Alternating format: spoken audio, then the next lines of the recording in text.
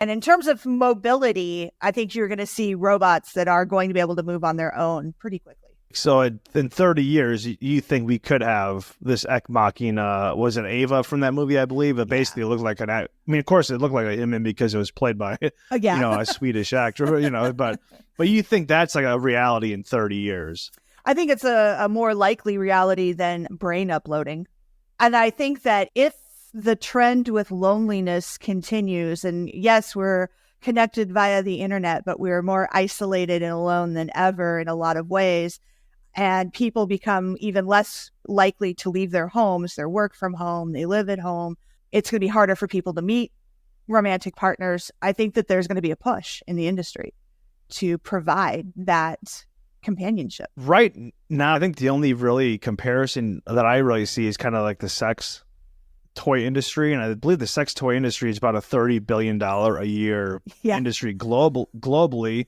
But to put that into comparison, the dietary supplement industry is at about 150 billion.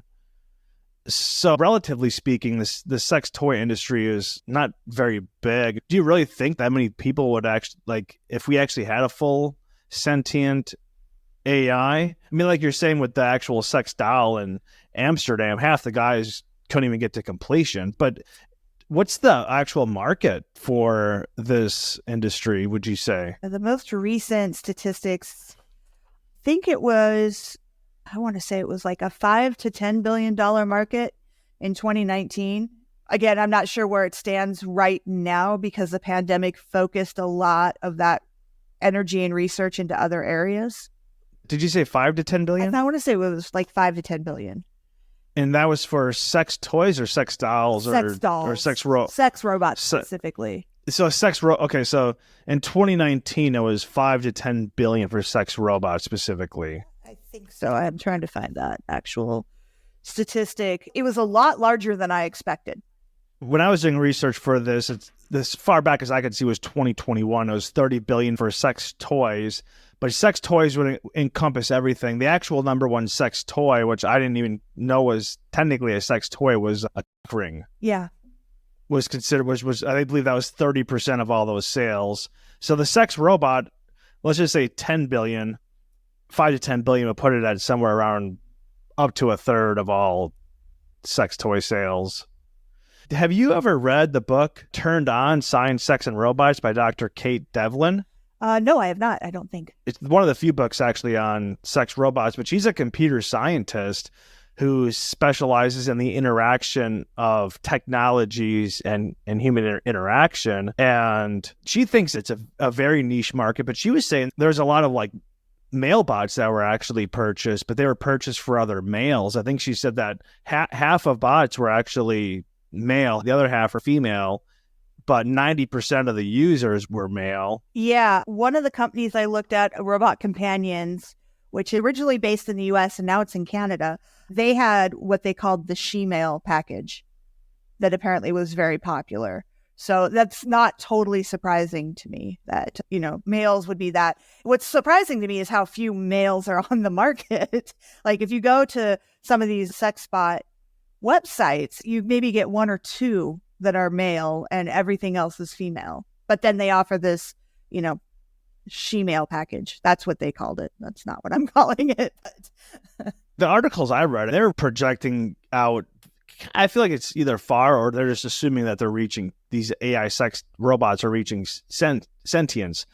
But basically they're saying like marriages will be broken up and people won't even have kids anymore. They won't even get married. They'll just have a sex robot. I feel like they're almost like anti-human to me. Well, I mean, if you look at like major disruptors like the birth control pill, or even now in the year 2024, marriage is defined much differently than it was 30 or even 40 years ago. We have polyamorous couples, we have open relationships, gay marriage is legal in the United States. There's a lot of new definitions. What's the new trend? Living apart from your spouse, for example. So you're married, but you don't live together. So I don't know that sex robots are really going to do much more to disrupt marriage, except maybe someone's going to want to marry their sex robot. But we have people who have married cars and bridges and, other bizarre relationships. So I don't necessarily buy so much that a marriage is going to be affected. The dropping in the birth rate, that is something that people do continue to talk about. I think CNN had a big thing on it just a few months ago about AI girlfriends, boyfriends, reducing the likelihood of children. And of course, people point to Japan and South Korea and their lowered birth rate. And they're like, well, it's because they all have these AI girlfriends they're playing with. And it's like, that's part of it, but it's not all of it. When I was thinking about the whole China angle, they had that one child policy for years. A lot of the girls, baby girls, were killed because they wanted to have a boy. And so they have this massive imbalance. Last time I read, I think there was like 30 million women short of childbearing age. And then, of course, what do you have with a bunch of men that don't have any companions of the opposite sex? All of a sudden, you probably have violence or you have riots, etc. It's like China would have a motivation, I thought, to kind of have these sex bots. Yeah, the women in China, some of the women in China are making a killing off of this imbalance. They basically are text girlfriends. So guys pay them to text with them to pretend to be their girlfriend and kind of go through that. Does seem to be, again, kind of the loneliness factor. I would expect China to embrace this a little bit, but they, I think socially it's still very conservative. So they're not quite open to the sex robot. What are your personal feelings on the sex robot? You said you're married, so would you prefer to have would you prefer to have a sex robot and just get rid of the husband if the sex robot was at sentience or close to it? Probably not, but I wouldn't necessarily judge somebody who made that choice. I've been married for almost 26 years, so getting rid of the husband is a pretty big that'd be a pretty big operation.